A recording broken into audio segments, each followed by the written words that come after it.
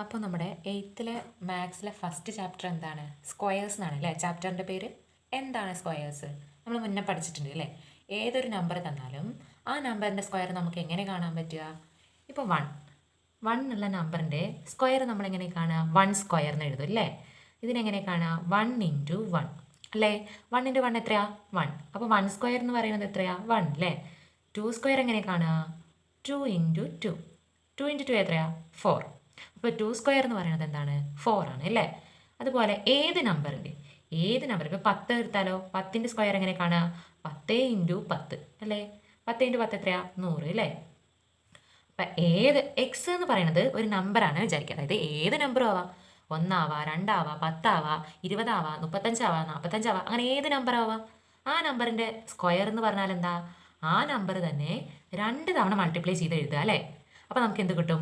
Square കിട്ടും. ഇനി natural numbers എന്താണെന്നറിയോ? നാച്ചുറൽ നമ്പേഴ്സ് എന്ന് പറഞ്ഞാൽ എന്താണ്? എണ്ണൽ സംഖ്യകൾ അല്ലേ? എണ്ണൽ സംഖ്യകൾ ഏതൊക്കെയാ?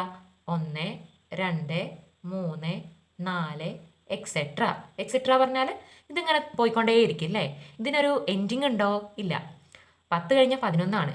11, 12, 13 അതിങ്ങനെ പോയിക്കൊണ്ടേയിരിക്കും. പിന്നെ ഇതിലെന്ത് വരും? 100 വരും. 100 കഴിഞ്ഞാൽ എന്തുണ്ട്? 101 ഉണ്ട് അല്ലേ? അങ്ങനെ പോയി 200 വരും, 300 വരും, 400 വരും, അങ്ങനെ ആയിരങ്ങൾ വരും, 10,000 വരും, കോടികൾ വരും. അപ്പോൾ അതിനൊരു അവസാനം ഉണ്ടോ? ഇല്ല. നാച്ചുറൽ നമ്പേഴ്സിൻ്റെ തുടക്കം നമുക്ക് പറയാം അല്ലേ? 1 തുടങ്ങും. പക്ഷെ അതിനൊരു അവസാനം ഉണ്ടോ? ഇല്ല. അപ്പോൾ നാച്ചുറൽ നമ്പേഴ്സ് ആണ് ഏത്? 1, 2, 3, 4, 5, 6 അങ്ങനെ എക്സെട്ര.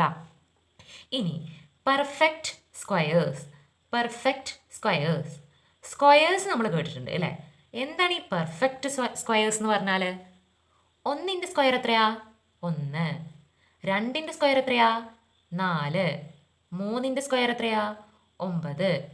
4ൻ്റെ സ്ക്വയർ എത്രയാ? 16 അല്ലേ? ഇതൊക്കെ 1, 2, 3, 4 ഇതൊക്കെ എന്താ? എണ്ണൽ സംഖ്യകളാണ് അല്ലേ? നാച്ചുറൽ നമ്പേഴ്സാണ്. അപ്പോൾ നാച്ചുറൽ നമ്പേഴ്സിൻ്റെ സ്ക്വയറുകളാണ് ഏത്? 1, 4, 9, 16 ഇതൊക്കെ എന്താണ്? നാച്ചുറൽ നമ്പേഴ്സിൻ്റെ സ്ക്വയേഴ്സ് ആണ് അല്ലേ? അപ്പം ഇതിനെയാണ് പറയുന്നത് പെർഫെക്റ്റ് സ്ക്വയേഴ്സ്. അപ്പോൾ നാച്ചുറൽ നമ്പേഴ്സിൻ്റെ സ്ക്വയേഴ്സിന് നമ്മൾ എന്ത് പറയും? പെർഫെക്റ്റ് സ്ക്വയേഴ്സ് എന്ന് പറയും. മനസ്സിലായോ? അപ്പോൾ നമുക്ക് 1ൻ്റെ സ്ക്വയറും 2ൻ്റെ സ്ക്വയറും അങ്ങനെ 10 വരെയുള്ളതിൻ്റെ സ്ക്വയർ നമുക്ക് പെട്ടെന്ന് കാണാൻ പറ്റും അല്ലേ? 10ൻ്റെ സ്ക്വയർ എങ്ങനെ 10 × 10 100 ആയത്? ഏത് സ്ക്വയർ? ഇപ്പോൾ 0 വരുന്നതിൽ ഇപ്പോൾ 100ൻ്റെ സ്ക്വയർ നമുക്ക് എങ്ങനെ കാണാം? 100 × 100 അല്ലേ? ഇത് വലിയ സംഖ്യ ആണെങ്കിലും അവസാനം പൂജ്യങ്ങൾ വന്നാൽ എന്താ ചെയ്യേണ്ടത്? നമ്പേഴ്സ് മാത്രം മൾട്ടിപ്ലൈ ചെയ്തിട്ട് ആദ്യം എഴുതുക. അപ്പോൾ ഇവിടെ നമ്പർ എന്താ? 1 അല്ലേ? 1 × 1 എന്താ? 1. പിന്നെ ഇവിടെ എത്ര പൂജ്യമുണ്ട്? ഇവിടെയും 2 പൂജ്യമുണ്ട്, ഇവിടെയും 2 പൂജ്യമുണ്ട്. അപ്പോൾ നമ്മൾ എത്ര പൂജ്യം ഇട്ട് കൊടുക്കണം? 4 പൂജ്യം ഇട്ട് കൊടുക്കണം. അപ്പോൾ 100ൻ്റെ സ്ക്വയർ കിട്ടുമ്പോൾ എന്ത് കിട്ടും? ഇങ്ങനെയാണ് എഴുതുക. ഇത് നമുക്ക് എന്ത് ചെയ്യാം? മൾട്ടിപ്ലൈ ചെയ്യാതെ എഴുതാൻ പറ്റില്ലേ? ഇനി ഇതേപോലെ തന്നെ 200ൻ്റെ സ്ക്വയർ നമുക്ക് എഴുതിക്കൂടെ? 200ൻ്റെ സ്ക്വയർ എങ്ങനെ കാണുക? 200 × 200. 200 × 200 കാണുമ്പോൾ എങ്ങനെ കാണുക? 2 × 2 എത്രയാ? 4. പിന്നെ എത്ര പൂജ്യമുണ്ട്? 4 പൂജ്യമുണ്ട്. അപ്പോൾ 4 പൂജ്യം ഇട്ട് കൊടുക്കണം അല്ലേ? പക്ഷെ നമുക്ക് വേറെ നമ്പേഴ്സിൻ്റെ കാണാൻ പറ്റുമോ? ഇപ്പോൾ ഇത്രയും വലുതെടുത്തില്ലെങ്കിലും 12, 13, 15, 25, 26 ഇങ്ങനെയുള്ള നമ്പേഴ്സിൻ്റെ സ്ക്വയർ നമുക്ക് പെട്ടെന്ന് എഴുതാൻ പറ്റുമോ? ഇല്ല. മനക്കണക്ക് പോലെ എഴുതാൻ പറ്റുമോ? ഇല്ല. അപ്പോൾ എന്താ?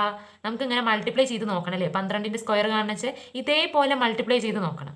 ഇനി ഇതേപോലെ നോക്കാതെ നമുക്ക് എങ്ങനെ സ്ക്വയർ കാണാം എന്നാണ് നോക്കാൻ പോണത്. അപ്പോൾ 11ൻ്റെ സ്ക്വയർ നമുക്ക് എങ്ങനെ കാണാം? നമുക്ക് ഒരു ചിത്രം വരച്ചിട്ട് കാണാം. എങ്ങനെ ചിത്രം വരയ്ക്കുക? ഒരു 4 കോളുള്ള ചിത്രം വരയ്ക്കുക. ഇപ്പുറത്ത് എന്ത് വേണം? ഒരു കോളം കൂടി വേണം കേട്ടോ. ഇനി 11ന് നമുക്ക് എങ്ങനെ എഴുതാം? 10 + 1 എന്ന് എഴുതാം അല്ലേ? 10ൻ്റെ സ്ക്വയർ നമുക്ക് അറിയാമല്ലോ, 100 ആണെന്ന് അറിയാം.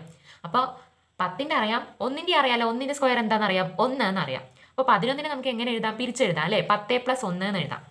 അപ്പോൾ 10 ഇവിടെ എഴുതുക. ബാക്കി എത്ര ആഡ് ചെയ്യണം? 11ലേക്ക് 1 അല്ലേ? അത് ഈ കോളത്തിന് മുന്നിൽ എഴുതുക. അതേപോലെ 10 ഇവിടെ എഴുതുക, 1 ഇവിടെ എഴുതുക. ഇനി എന്താ ചെയ്യേണ്ടതെന്ന് വെച്ചാൽ ഇങ്ങനെ നമ്മൾ നോക്കുമ്പോൾ എന്താ? ഇങ്ങനെ വെറുതെ ലൈന് വരച്ച് നോക്കുക. നേരെ നീട്ടത്തിൽ ലൈന് വരയ്ക്കുമ്പോൾ ഇവിടുത്തെ 10ൻ്റെ ലൈനും ഇവിടുത്തെ 10ൻ്റെ ലൈനും കൂട്ടിമുട്ടിയില്ലേ? അപ്പോൾ 10 × 10 ചെയ്തിട്ട് ഇവിടെ എഴുതുക. 10 × 10 എത്രയാ? 100 അല്ലേ? ഇനി ഇവിടെയോ ഈ 10ന്റെ ലൈനും ഇവിടുന്ന് 1ന്റെ ലൈനും കൂട്ടിമുട്ടിയില്ലേ? അപ്പോൾ ഈ 10ഉം 1ഉം കൂടി മൾട്ടിപ്ലൈ ചെയ്ത് എഴുതുക. 10 × 1 എത്രയാ? 10. പിന്നെ ഇവിടെ എത്രയാ? 1 അല്ലേ?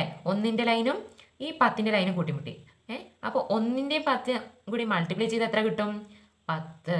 ഇനി ഇവിടെ 1ന്റെ ലൈൻ ഇതേപോലെ പോണു. ഇവിടെ 1ന്റെ ലൈനാണ് വന്ന് മുട്ടണേ അല്ലേ? അപ്പോൾ 1 × 1 എത്രയാ? 1. അപ്പോൾ നമുക്ക് എത്ര കിട്ടി? ഇവിടെ 100 കിട്ടി, 10 കിട്ടി, ഇവിടെ 10 കിട്ടി, ഇവിടെ 1 കിട്ടി. ഇനി 100 കൂടെ 10 ആഡ് ചെയ്തിട്ട് ഇവിടെ എഴുതുക. 100 കൂടെ 10 ആഡ് ചെയ്യുമ്പോൾ എന്ത് കിട്ടും? 110. 10 കൂടെ 1 ആഡ് ചെയ്യുമ്പോൾ നമുക്ക് എന്ത് കിട്ടും? 11. കിട്ടിയില്ലേ? ഇനി ഇത് രണ്ടും ആഡ് ചെയ്തിട്ട് നമ്മൾ എഴുതണം. 110ഉം 11ഉം ആഡ് ചെയ്താൽ നമുക്ക് എന്ത് കിട്ടും? 121 കിട്ടില്ലേ? ഇനി 11ന്റെ സ്ക്വയറാണ് 121. സംശയമുണ്ടോ? സംശയം ഉണ്ടെങ്കിൽ നമുക്ക് എങ്ങനെ ചെയ്ത് നോക്കാം? 11 × 11 ചെയ്ത് നോക്കാം അല്ലേ? ഈ ഉത്തരം കിട്ടുന്നുണ്ടോ എന്ന്.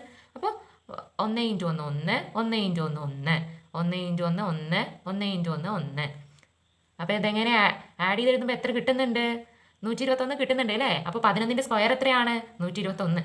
നമ്മൾ ഇങ്ങനെ ചെയ്യാതെ ചിത്രം വരച്ച് നമുക്ക് കിട്ടിയില്ലേ?